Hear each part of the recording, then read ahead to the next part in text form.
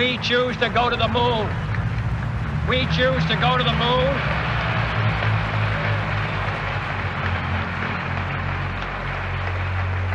We choose to go to the moon in this decade and do the other things, not because they are easy, but because they are hard. We set sail on this new sea because there is new knowledge to be gained and new rights to be won, and they must be won and used for the progress of all mankind. We shall send to the moon 240,000 miles away from the control station in Houston, a giant rocket more than 300 feet tall, made of new metal alloys, some of which have not yet been invented, capable of standing heat and stresses several times more than have ever been experienced, fitted together with a precision better than the finest watch, carrying all the equipment needed for propulsion, guidance, control, communications, food, and survival, on an untried mission to an unknown celestial body.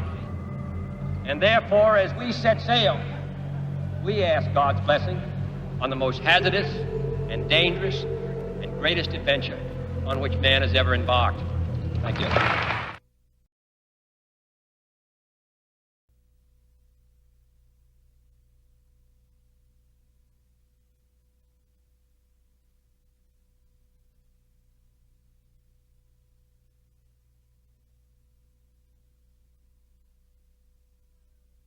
I have a dream.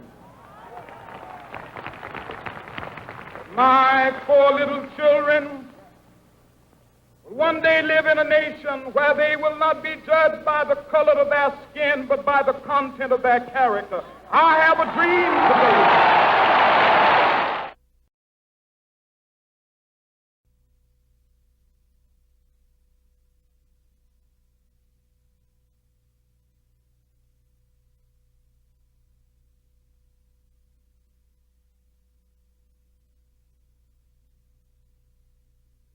BP had a very clear purpose for his scouts.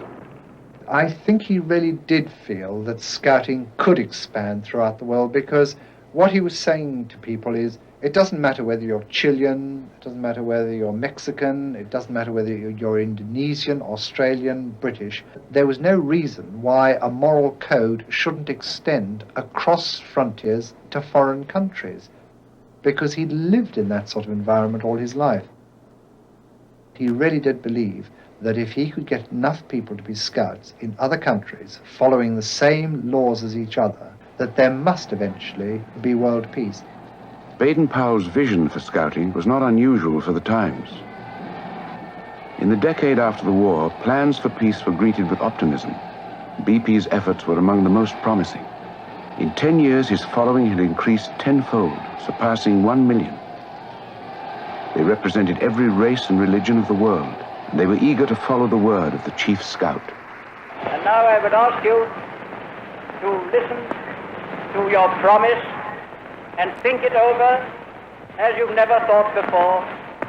You promise, on my honor, your honor, mind you, to do my best, to do my duty to God and to the King, and to obey the Scout law.